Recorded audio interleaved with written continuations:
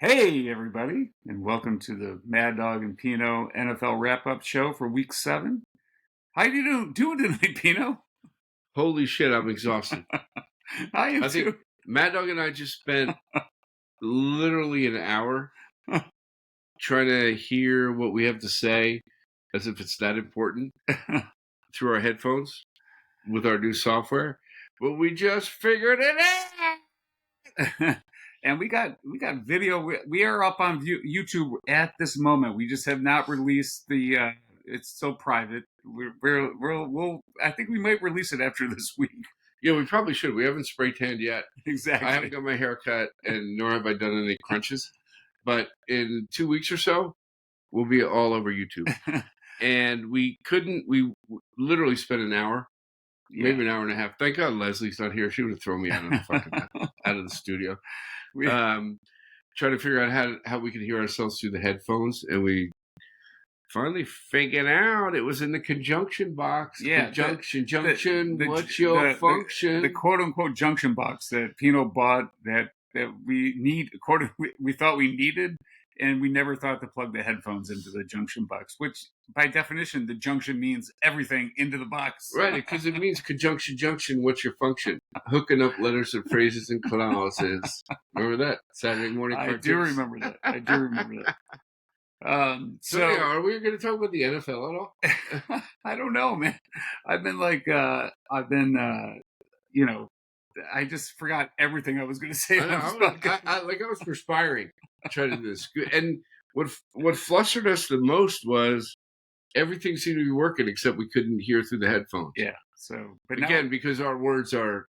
Yeah, we want to make sure they're crystal clear and getting across. And, we can be magic. All right, so again, I kind of forgot all the shit I was. We're probably gonna have to pause this to get more cocktails. We probably are, exactly. So the format. We got some opening remarks, and Pino and I had a pre-production meeting, so I think we're gonna kind of try to extend our opening remarks, and that just will naturally bleed into games. And if we don't get to your game, it probably didn't matter. Yeah, like your team sucks.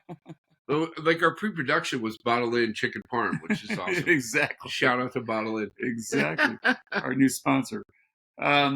So again, now I was saying this to you earlier. We're getting into the time where you kind of think you know teams. It's after 7 weeks, 6 weeks for some, and teams in theory are starting to separate. But it struck me that we really still don't know anything. So, the Dolphins, as one example, Dolphins got the shit kicked out of them against a good team again, lost by 2 touchdowns against the Eagles. And everyone thought a week ago they were a Super Bowl team, and they are 5-2. They got a better record than 23 other teams in the NFL, but they haven't beat a team with a winning record yet. So, and then there's a whole host of examples like that. Like even the Chiefs have beat one team with a winning record. So I don't know that we should be coronating anyone yet. You know what I mean? I hear you, dude. Couple thoughts on that statement. One, I'm beyond impressed that you're rattling the 23 teams. You can check my math if you want. There's no notes here for Maddog. Seriously, this is a note-free. I am I'm blown away. I'm throwing my abacus in the garbage. And yeah, we should be at the point in the season where it's sort of like a new relationship, and that's over. Right. Like at the first 7 weeks, you meet the representative of the guy or the girl. Yeah. Then after 7 weeks, it's like, but I don't fucking want to go anywhere. You're a pain in the fucking ass, right? But it seems like in the NFL, there's not many teams where you have any definitive. Yeah, I again. So thought on. But I guess my point is, you think there is people separating, but there's kind of not. Like they haven't. Yep. The Kansas City plays, I think Miami, Philadelphia, and Buffalo over the next. Dude, you're doing this all off the top of your head. Fucking Maddog's a fucking genius. I mean, I knew he was bright, but this is my next level. My point is they could lose 2 out of 3 or all 3 of those, and all right, maybe they're not the class of the AFC. But right now, I have to check that and make sure that they actually play. And if they do, I'm not coming back. Anyway, that was one thing that struck me this week. The other thing that struck me was and I have to give you credit. You're like all over these cliches that people say, um, and the one that struck me this week was, and they've been saying it for like a year and a half now, but complimentary football. And I'm like, what does complimentary football mean except for playing good offense and good defense? Right. Like, it doesn't mean anything else, right? Right. That's all that fucking matters. Sort of like putting your foot in the ground. Like Exactly. I don't know how you run without putting your foot in the ground. Exactly. Like it's impossible to do it, right? Yes. I have a thought on that kind of cliche shit. Yeah. For opening comments, if you want to be involved in the NFL, be an ophthalmologist. Okay. Because everyone is looking at the eyes and the eye and the eyes tell, the eye disguise and this that. So I assume that I need to get a 4K TV, because as much as they talk about looking at the eyes, and follow his eyes and he fooled him with the eyes, you need to be. I've never seen laser eyes. focus. I've never seen eyes in any game. They and half the time they have the shield covering. Yeah, no, so do I need the 4K? If I get the 4K, then do the eyes have it? Maybe they can see the eyes through the shield. So Herbie, that little like elf from Frosty the Snowman, he wanted to be a dentist. Yes. Now he should be an eye doctor. You want to be an ophthalmologist. So the other thing we actually talked about this on the last podcast, and like it's weird in the NFL. Everyone thinks that like they're trying to make it more, they'd rather it be 55 to 51 or high scoring games and people going left and right. They like the 7-on-7 kind of style. Yeah, right. But the fact of the matter is, it's like there's not a lot of offense going on this week. And again, this is all from memory. Dude, I am so impressed right now. I don't even know where to start. There is only one. Because if you ask me to kind of direct traffic right now, I'd be like, we're out. There was one guy who rushed for 100 yards this whole weekend. So like that's kind of crazy when you think about it. I don't know. Check out the big brain on Brad. Is that one of them Hawaiian burgers? It was. It was Kenneth Walker in Seattle, but anyway. Right, Seattle helped us out. Yeah. Right, in our survivor pool. Yes, exactly. Like we moved on. Oh, wait, I know. Before we get to games. Yeah, go. We got to get to the mailbag. Okay. Like Mad Pup. Yes, let's get to. He sent in a question about how is Troy Polamalu still on commercials? Right, for Head and Shoulders. Yeah, dude, have you seen his fucking hair? That's why he's on commercials. He's got like 9,000 best hair ever. I times. mean, that transcends football. Right, and Pup, I love you. I think you're a handsome guy. But the amount of your hair versus Palamalu's hair, that gets him the Head and Shoulders commercial. And by the way, his commercials are great with that, with him and Mahomes, where he's like always working. Yeah, exactly. Like he's in the car wash with the squeegee. Like always working. So that's why he has the commercials. All right. Good. Yeah, keep sending in those mailbag questions. We'll try and answer them. So and I'm just not even I may not show up anymore. Like the fact that Maddog's doing this no notes and we just went an hour and 20 minutes trying to set this up. So all right, now that we're on topic of commercials, like okay. And we've talked about this, but and I know it's like it's his 15 minutes. Obviously, he's spending more than 15 minutes, but Travis Kelce adds like another brand every fucking week. This week he was on he has let's do two things at once. Right, like he's like shilling for vaccines. Oh my god, vaccines, freaking insurance. He's got his mom in the Campbell's commercial. Exactly, Campbell's soup. One thing I want to be his agent. Like his agent must be the best agent on the planet. One thing I'll give him credit for is that he brings his brother along. Right, because no one. Who's gonna know a fucking center? I think I've said this. I don't know if it was last week or the week before. I thought the Mannings were overexposed. Yeah, the Kelces have blown them out of the water in the last 2.5 weeks. Yes, they have. And but I do like that guy, like the State Farm guy.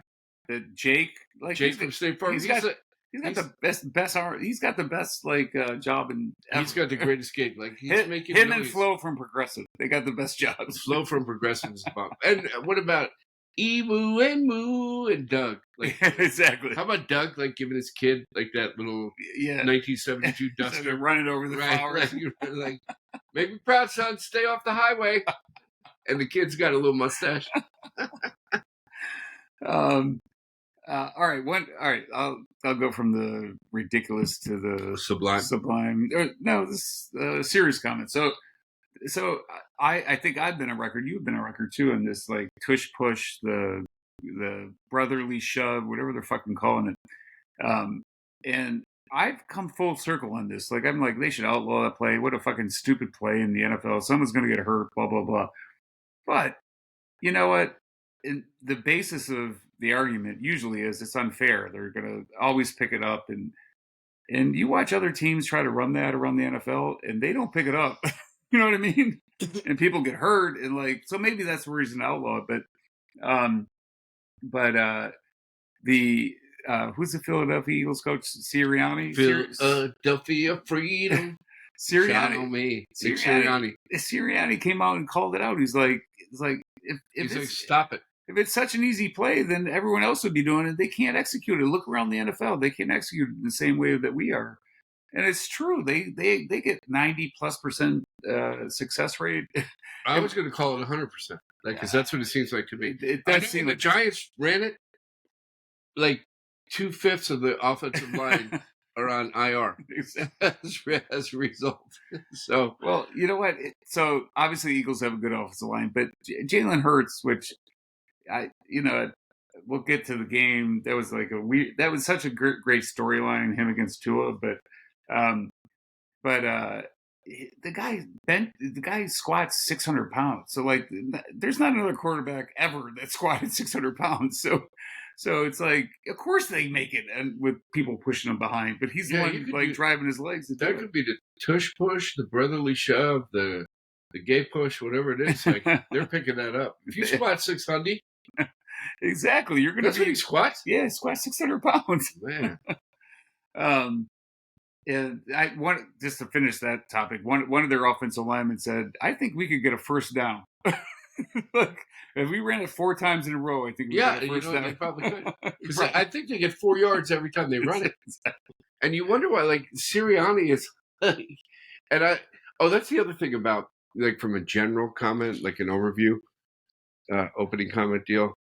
If I have to hear the term analytics one more time, I'm gonna lose my mind. Yeah, I know. Right? Because now the analytics are now that every coach will go for it on 4th down. Yeah, like mostly it doesn't even matter where they're on the field. If they're in the 4th quarter, if they're in the 2nd quarter, they're going for it. And it's and like the analytics that everyone refers to, it's usually like if you go for it, it's 81% chance you win. If you don't go for it, it's 79% chance you win. So or it's like 51-49. And like at some point, like have a feel for the game. Don't fucking go for it on your own 29. Somebody send a memo to Brandon Staley. Exactly.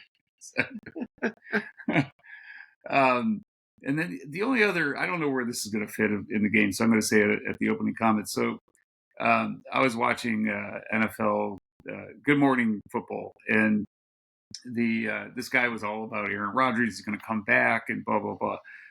And you know what? That actually would be a good story, as much as we're on record as hating shtick. That would be a good story, but then he highlighted that, and I never knew this, that Johnny Unitas tore his Achilles playing paddleball, which I can only assume in the 60s was the same as pickleball. Correct. It must have been, right? Basically the same thing. They just changed the name. But he was smoking a Lucky, a non-filtered Lucky. Exactly. And then, so he tore his Achilles in April and started in September. And he rolled out those black boots, right? Exactly. At the high tops. Here comes 19 in the black high tops. And the comment was, which I just rolled around laughing, was there wasn't any high precision surgery going on. It was just like a Stroh's and a 6-pack and lay on your back for 3 weeks.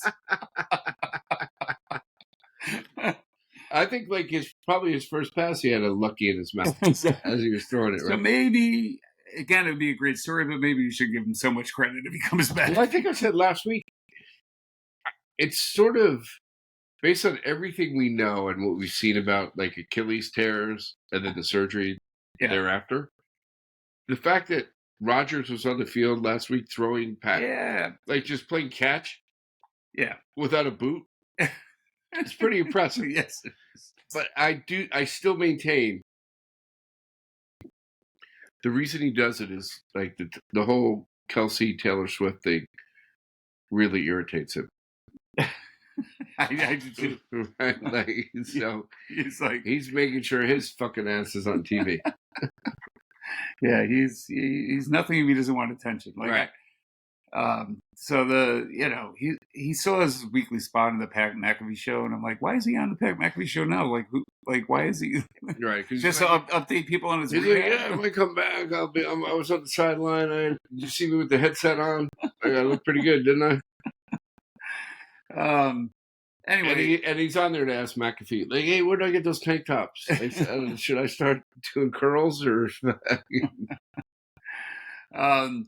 All right, you want to get in games? You got anything? Let's go. Yeah, right. So, I'm sure I have a bunch of shit that I forgot. All right, so you for you long-term listeners of the Maddog and Pino podcast, this is going old school. As you can see, if we're on video, which I think we might release this. Who the fuck knows? I have no notes. So when I didn't have notes before, I just looked at ESPN and like went in the order of games that they had.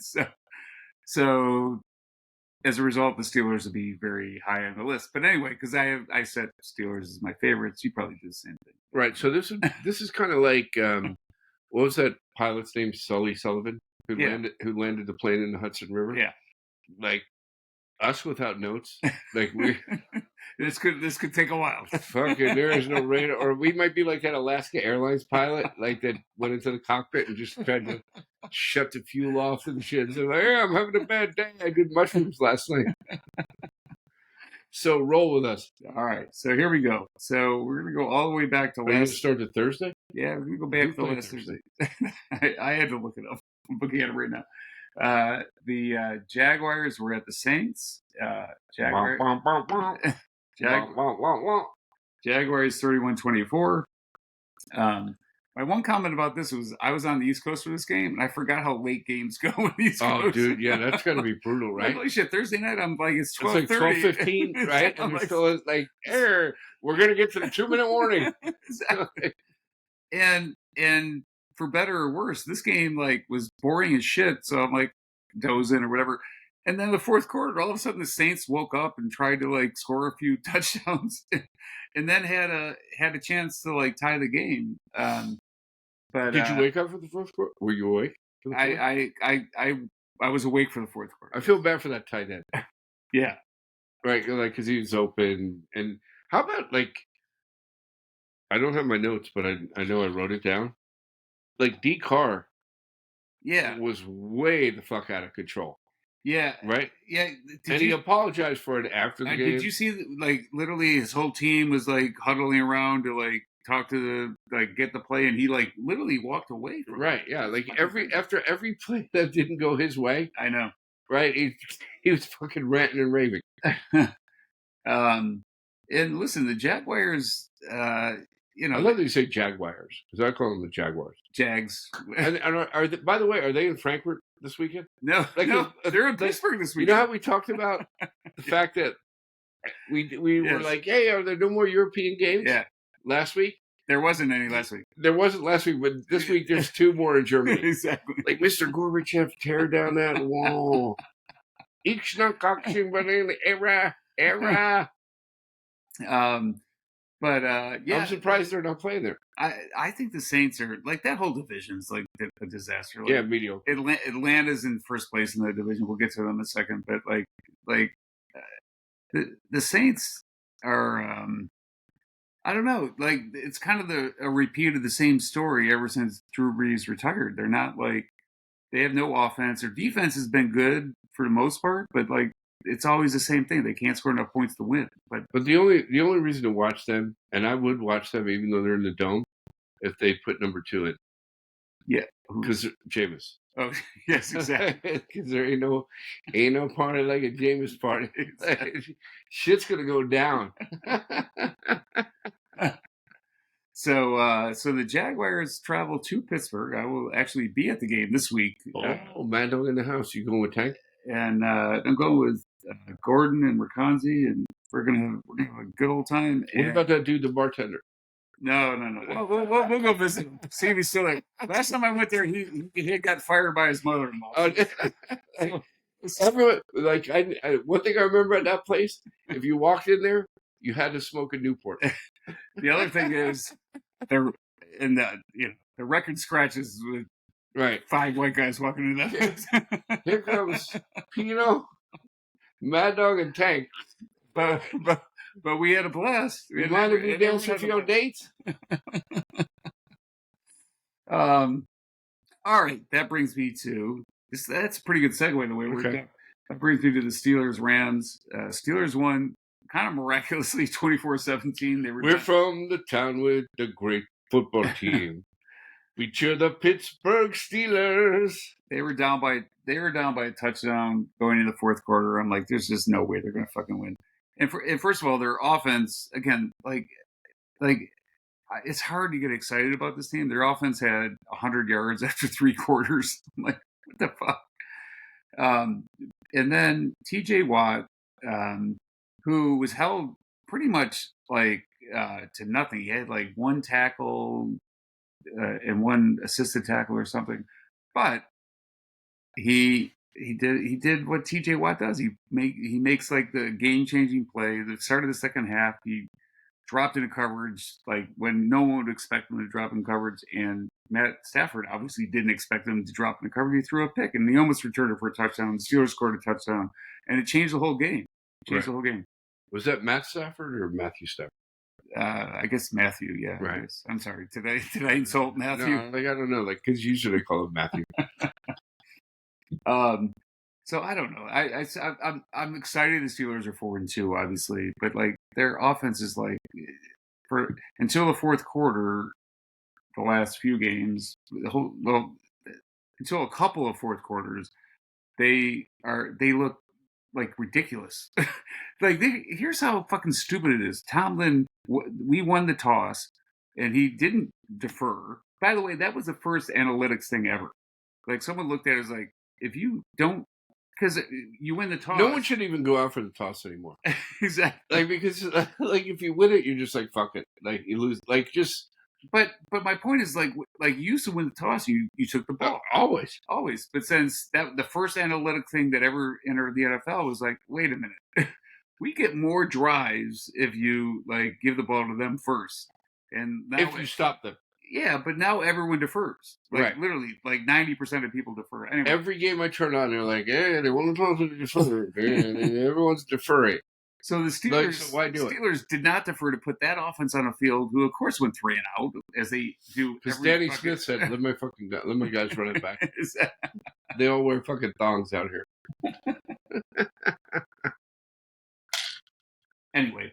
I'm but that was a big win in LA, and most of the SoFi was Steeler fans. Yeah, and I think probably all of SoFi was Steeler fans. And I wasn't there. So shout out to the Steelers fans. It happened to be that the Steelers fan club, or whatever they want to call it, had a takeover from Los Pier, and it was fucking awesome, dude. There was like 500 Steelers fans at least just in the pier right down by my house. It was awesome. And they were all like kind of like, "Hey, what happened?" It was miscommunication. I thought we were going to Mad Dog's deck. I thought we were going to the deck on Monterey. Like, what, why is it only Mad Dog and Nev D over there? So I don't know. It's hard. Dude, you can't bitch about 4-2 in that division. No, exactly. Right? Listen, we're 4-2. We going back to my opening comments. This is the team that actually has beat like real teams. They did it in like weird ways, but they beat the Browns with a winning record. They beat the Rams with a winning record, and they beat the Ravens with a winning record. So like they're actually beating real teams.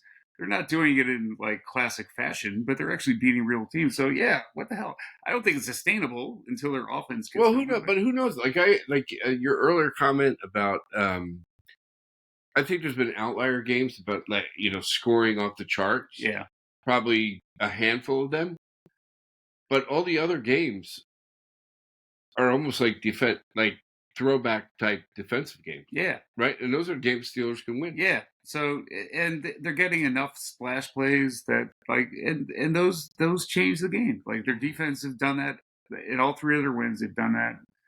So, but I just don't think it's sustainable. So their offense has to do something. But listen, I actually think they're going to beat the shit out of the Jaguars next week. I really do. So do I. Like they're going to kick Prince's ass. And then they got three very winnable games. So don't want to get ahead of myself, but they could be 7-2 before I even know it. And that'll win the division. By the way, I wanted to let everyone know. Like I thought Maddog was doing this all off the top of his head, but he's got the iPad.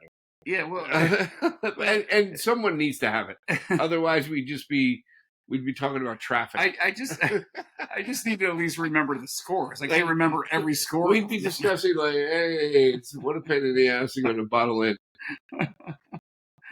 All right, so we were talking about defenses, and the number one defense in the NFL was, and I think still is, the Cleveland Browns.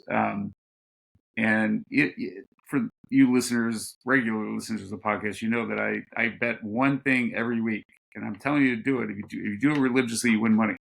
But you bet the highest over, lowest under, and the biggest favorite. Anyway, the lowest under this week. And there you go. All right, so take that shit to the bank. Exactly. But this week it didn't work out. The lowest under this week was the Browns against the Gardner Minshew-led Colts. And I didn't even think that was the Colts. I thought the Browns were playing TCU when I turned that game on. Like where those fucking uniforms come from? They had to be. That wasn't no throwback. That was just something like new. They never wore those uniforms. Like when I turned it on, I was like, oh, it's not TCU, it's the Colts. And then I'm literally again thinking maybe I need 4K. Because I'm like, I don't even see the horseshoe on the helmet. So yeah, I mean I don't even know what to say about this game. Again, the Browns are the number one defense in the NFL. They let up 38 points against a backup quarterback, and they won the game. And they did it with a backup quarterback again. So like we have to get into the Deshaun Watson of it all. Yes. So I think we talked about it. We talked about it many times. But anyway, this guy started like 12 games for them. He's already been paid $100 million. And he started this game, and then got hit, and then went into in the first quarter, right? He was out, right? What did he play? Like 5 plays? Yeah, he went in the tent, and he cleared concussion protocol, so he was ready to go back in the game, and they just didn't put him back in the game. So.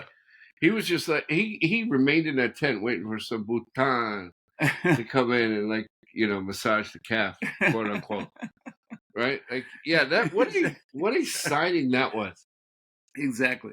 Yeah, exactly. So he went in the tent expecting like a massage. Like, hey, bring in hey, I had to test it for the AIDS. What kind of animal do you think I am? Said Tony Soprano. This Bhutan. But the Browns are 4-2. So and they got that defense. But how many points did they give up? 38. 38. They won like on a controversial spot or some shit like that. But I think that was the Steelers. All right, but even though they gave up 38, like Myles Garrett, probably won defensive. And I love T.J. Watt. I think he's great. But Garrett probably won Defensive Player of the Year in a game in which they gave up 38 points, right? He blocked the field goal. He sacked and scoop. Like he did everything. Well, I got It'd be like me. It'd be like me pumping up, or you pumping up Micah Parsons to me. Yeah, exactly. I'd be like, fuck that. Well, that's all right. All right, you know what? Let's go there now. So I don't think T.J. Watt gets the credit he deserves. Like Micah Parsons, Myles Garrett. What do you think that is? T.J. Watt has more fucking sacks than all of them. Has more like fumble recoveries than all of them. It's like not in my mind. It's not even close. But what do you think that is? So I don't know what. I'm asking. I don't know. So So this is the surprise I had for you on this podcast. So I did read an article that that said it's time to put T.J. Watt. It was a Pittsburgh writer, so I'll qualify it with that. But it's time to put T.J. Watt in the Lawrence Taylor conversation. I'll have to respectfully totally disagree with that. So and because there's no one is in that conversation. All right. I would agree with you right now, but if and even the writer of the article said he still has to win. TJ Steelers with TJ Watt have still not won a playoff game. They certainly haven't won a championship. So. LT won 2 Super Bowls. Exactly. So, but he's only 28, so it could happen. I'm just saying. Well, and TJ Watt has not done nearly enough coke or hung out with as many strippers. That's true. LT's got to beat on that for sure. Hookers and blow. You're right. You're right. LT's the best. And you didn't lay that out to me earlier. Like I said, I've thought of that right now.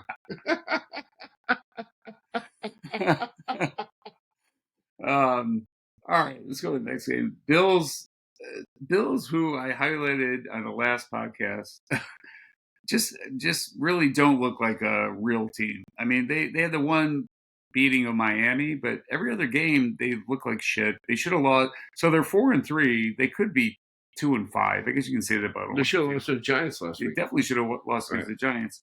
And you thought, sorry, Tony. And you thought after playing like shit against the Giants that they'd snap out of it. They would come in like beat the fucking piss out of the Patriots, who are arguably, we talked about it, arguably the worst team in the NFL. Right. And nope, nope.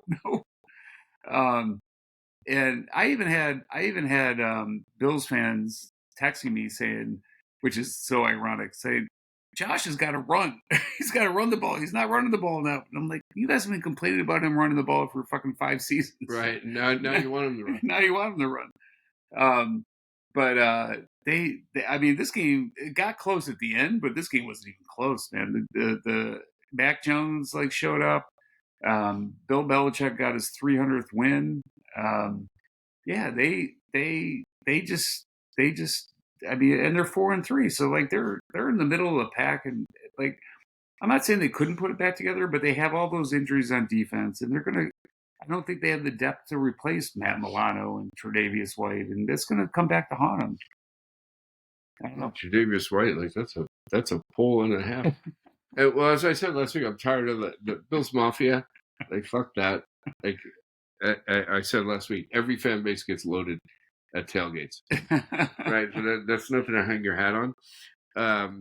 But yeah, I agree, and it doesn't seem like they step up in big time kind of situations. No, right? And usually Josh Allen does something stupid in those situations. Right. So if their defense isn't playing well, and you got a quarterback pressing it, and you got a wide receiver that's at any moment going to fucking destroy the whole chemistry of the locker room, I just don't think that team's set up to do anything this right year. And you know what, and the interesting thing is 2 weeks in a row, so they lost this week by me and Mrs. Jones. Mac Jones throwing that touchdown pass to the tight end. Yep. The same pass that the Giants didn't get the PI call. Right. Literally, it was almost like the exact same play. Yeah, you're right.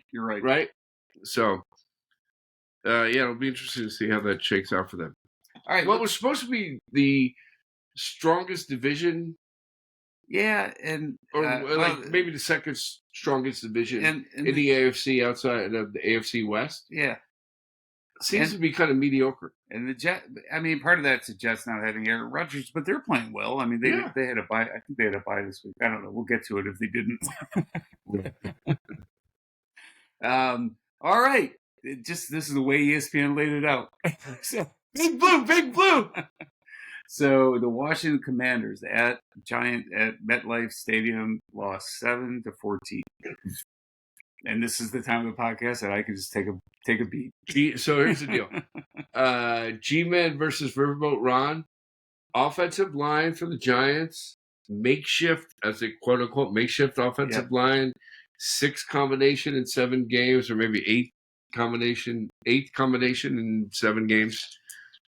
held up while it was only 14-7, should have been it should have been a blowout. Like Right. Thibodeau dropped a pick six, Saquon fumbled at the 6-yard line.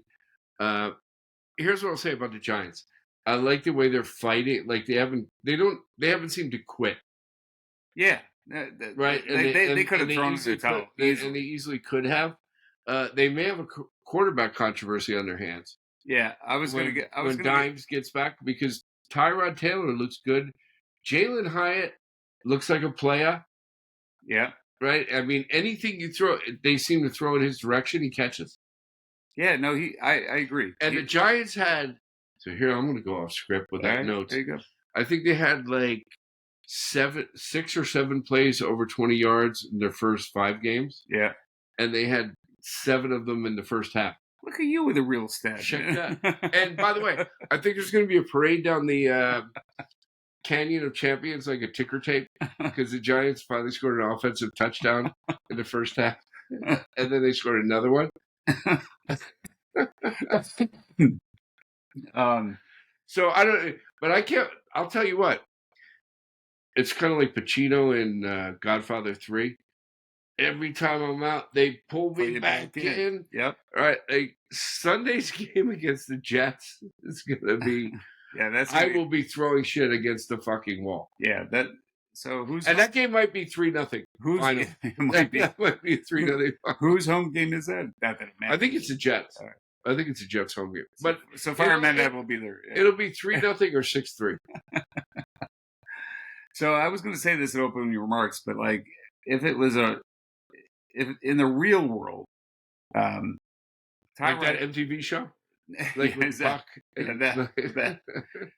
Tyrod Taylor would continue to start for the Giants no matter what happened with Daniel Jones, right? I mean, and we'll get based on the last 2 weeks for sure. We'll get to this in the next game, but this what's his name, Tyler Bagent, he would start like fuck Justin Fields. I don't care what you like think of him, like what you're paying him. Like this guy gives you a better chance to win. So, but like it's not the real world. So as soon as Daniel Jones is healthy, they're gonna play Tyrod Taylor. I mean, they're gonna play Daniel Jones. They will. But I this much I know. There is no way Daniel Jones is quote unquote healthy this week. Yeah, probably. I mean, they're going to slow roll that. Yeah, probably until Tyrod Taylor really fucks up. Probably true. And then the other guy you mentioned for the Bears. Yeah, what's his name again? Tyler Bagent. I think. Right, let's not get over our skis. It's one game. I mean, all right. If Justin Fields or Justin Timberlake was able to play, there'd be a competition there. All right, so let's go to that game because it's interesting for any number of reasons. But all right, so let's set the table. What game was this? Well, this is the all right. So the Raiders lost at the Bears 30-12, and you know you kind of thought the Raiders like all right they caught a break. They're playing against the only Division II player in the NFL on an active roster right now. Is starting at quarterback. So you got to think that they probably are going to win this game. You would think so. Check out the big brain of Brad. But nope. And the Raiders are such a mess, man. It's just they're not playing complimentary football. That's what I would say. They're not playing complimentary. They're not playing situational. Like Josh McDaniels is not a good head coach. Yeah, I think he proved that though. Didn't he have? No, I'm confusing. Like he lasted 7. Oh, that's right. I was thinking. We're all coaches going to die, including Sean Payton. The only thing that works for the Raiders is that stripper that Mark Davis brought to the game last week. She's like, I don't give a fuck what his haircut it looks like. Or that he wears that white tracksuit. Yeah, listen. I thought, I thought the Raiders. Right, and now they got like Devontae Adams. He's parking. He's happy. So what the Raiders should do? They're probably not going to do it. But like the trade deadline is trade him, right? Like get like a number one, maybe another pick for just tear it down, man. Yeah, and by the way, that the deadline talk reminds me of something I wanted to address. How is it the Eagles are able to trade and sign for everybody? I don't know, man. Like they just sign, they just Yeah, traded for the safety from yeah. Tennessee. So, Do they not have a salary cap? so they do. I don't know how they fit that in, but Howie Roseman, yeah, he's a genius apparently. clearly, But why would you do a deal anyway? So they should let him fucking take out Hamas. so so well, Or Hamas. the trade deadline's coming up. There may be some more 31st, activity, right? but the most recent activity was just for our listeners. They're not listening to everything we're listening to, so I'm just catching them up. So the Eagles traded Terrell Edmonds, a fifth and a sixth, to the Titans for Kevin Byard, which is like kind of huge, actually. I mean, like they got an All-Pro safety for not that much compensation. And the Titans, which we'll get to in a second, they are definitely sellers at the trade deadline. Let's put it that way. Yeah, like are they gonna trade the King? No, I don't think they'll go there, but they might trade DeAndre Hopkins. I mean, so Well, they already traded. Like who's the great receiver for the Eagles? AJ Brown. Yeah, AJ Brown. They traded that dude last year. Like I don't know what the fuck that was about. All right, so this game was like the one game I kind of outside of the Steelers game, of course, that I wanted to actually watch. You don't want to watch the Giants? No.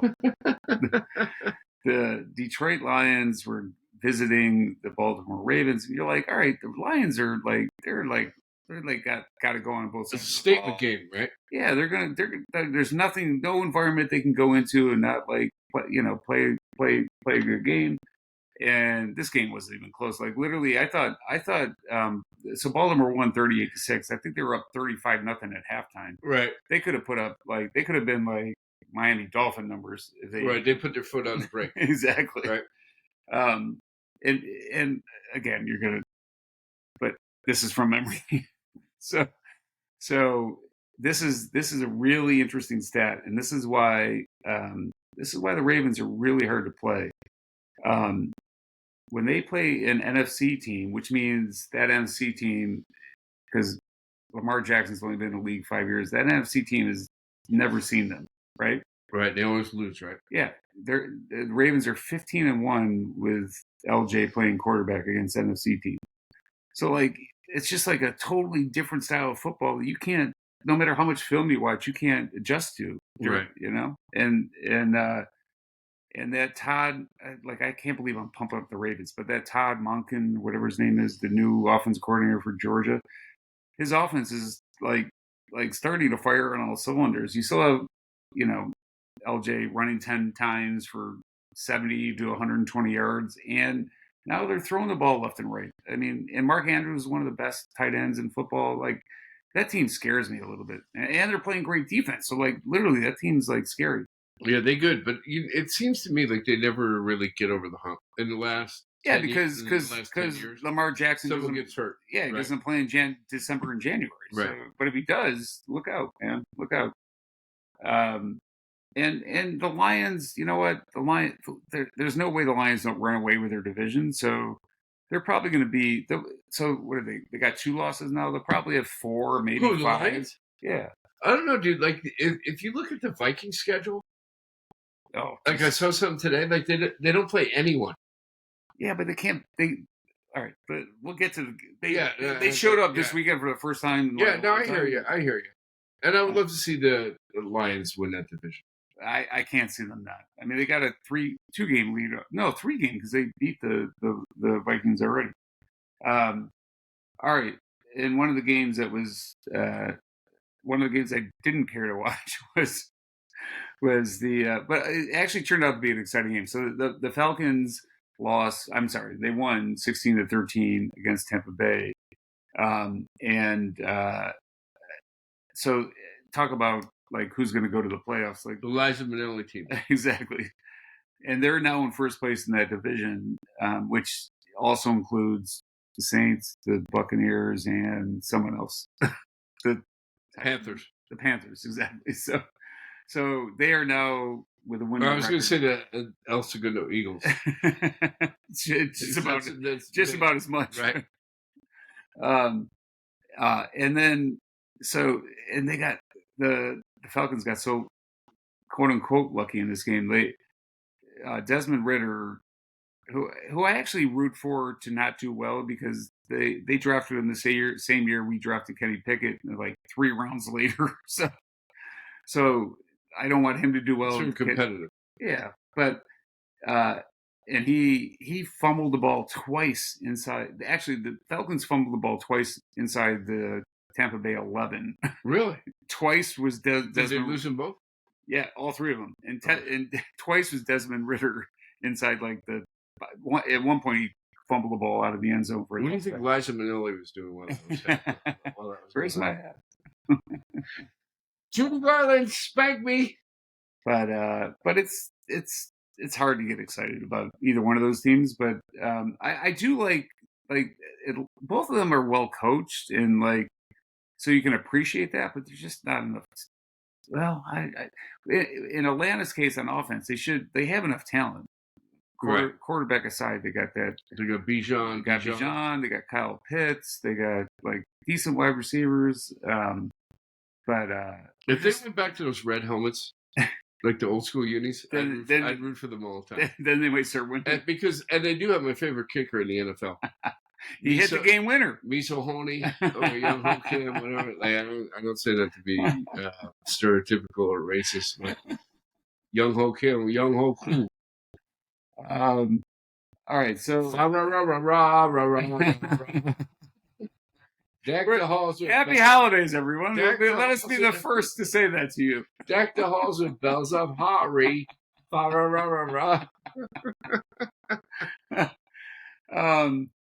right, so next game, Arizona Cardinals traveled to what's the name of the stadium? Seattle. Like there's like 8 names on that stadium.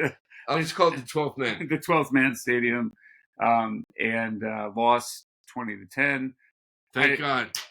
Exactly.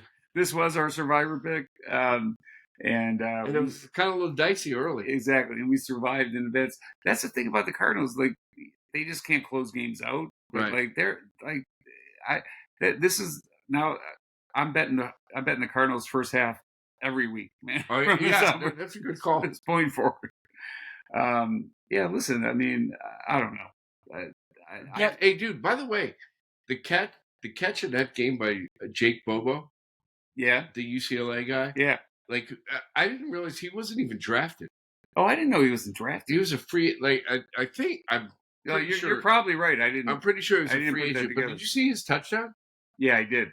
That was a great play. I didn't realize he wasn't drafted. And I thought he was. I thought he was a great player at UCLA. Yeah. And if he was, in fact, was not drafted, that's crazy.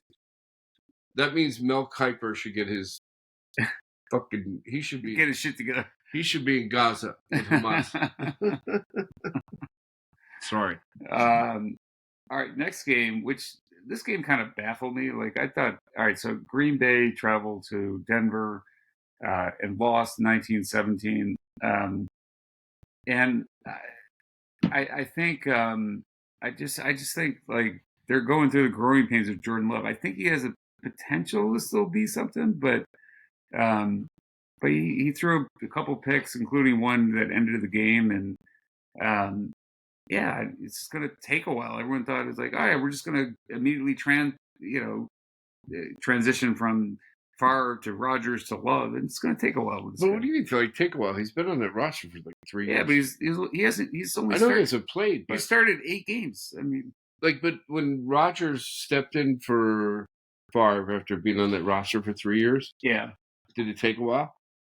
Not in the same way. But I agree. Like, you can't give up on them right now, and they're a young team. Like they don't have their best offensive lineman. Right, what's his name? Bukaki. Oh wait, that's Pornhub. Sorry. Bakiari, whatever the hell his name is.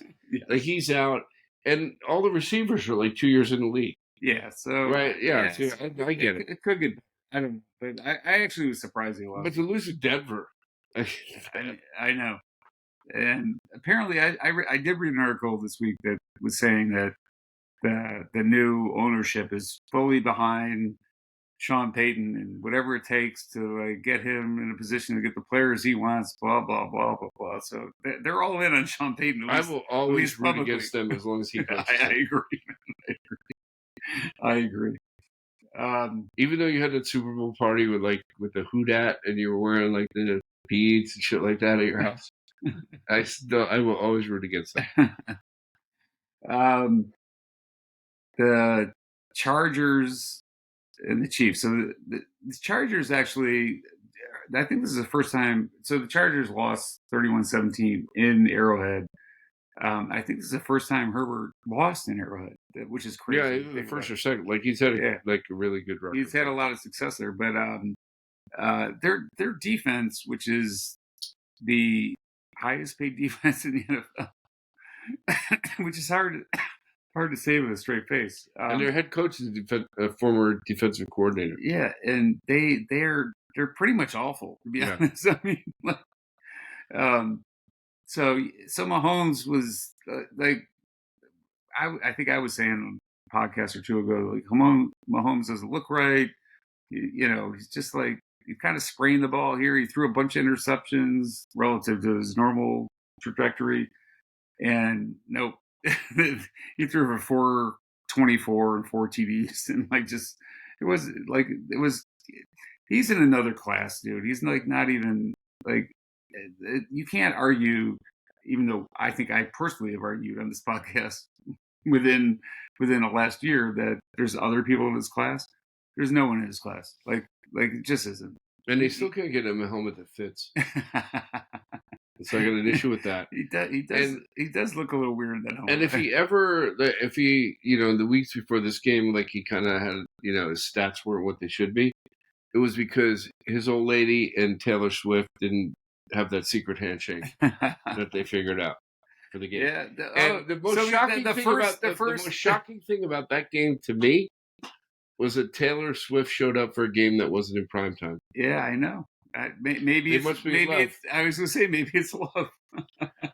Might as well face it, you're addicted to love. You're gonna time.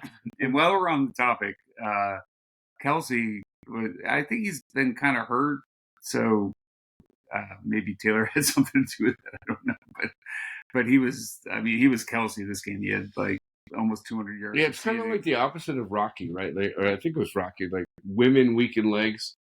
Like like before you go into a game, like you don't stay with your lady the night before. You gotta stay sharp, right? You gotta have a little edge to you. But the Chiefs, I mean, it's hard to say right now, despite what I said at the top of the podcast, that the Chiefs aren't the best team in the NFL right now. Like they're 6-1, despite who they played. They're, again, they have some tough games coming up. So but you would trust them to beat anyone. Yeah, that's my point, I guess. So the other team, like arguably the game of the week was the Sunday night game, the Dolphins and the Eagles. And Eagles took care of business. They won 31-17. And there's just this weird thing about the Eagles. Like arguably they still didn't put a whole game together, but when game gets close, this game was like, I think tied or within certainly with one score to in the fourth quarter. And they just put the pedal to the metal and just like took care of business. And that's kind of what they always do. I'm like, it's an impressive team. You know what I mean? Yeah, they are they step up. They're probably, I would argue, because of the quarterback, they're the best team in the NFC. Yeah. Right? The 49ers may have a better roster. Yeah. But Jalen Hurts is better than Brock Purdy. That happened last year. Yep. He always seems to make plays when he needs to make plays. Yeah, always. Right? And then they broke out the Randall Cunningham unis. The lime green. I knew you were going to mention that. The Kelly Green motherfuckers. And I think I said it at the top of the podcast, but like the Dolphins are one of those teams. Is like, all right, so they're, what are they, 5-2? 5-2. They every time they play a good team, they get They may be exposed they as the kind of season goes on. get whooped. I Right. mean, like so I I don't know. I don't know if they're really good and just like they had a couple bad games or like they're just not really good. Or You know the what I mean? coach is so cool that Exactly. he vapes on the sideline, and like I saw him get interviewed yesterday, and he absolutely had a pimple under his lip. I'm like, how old is he? 19? Honestly, he's the most interesting head He coach in the is, NFL, seriously. man, without question. I totally agree. Um, all right, so the last game of the weekend. By the way, I don't know what they're doing with the schedule now, but like, didn't it used to be like there was 4 teams with a bye every week, right? It seems yeah. So last week there were 2 teams with a bye. Cowboys had to buy it. Who? No, last week before. Cowboys. Okay. No, week before Steelers and the Packers had a bye. There were only 2 teams that had a bye. This week 6 teams had a bye. So it's like kind of weird. Dumb. I don't know. So like anyway. And how about this coming week? Who knows? Whatever. We'll figure it out. We'll get back to you. I don't have any notes. Troy Polamalu has great hair. So one of the reasons I was pretty confident the Eagles were going to beat the shit out of the Dolphins because, like, my theory: anytime someone lays an egg 1 week, especially if it's a good team, they're gonna be pissed off and like play really well the next week. So that theory should have held true for the 49ers, who should have Giants,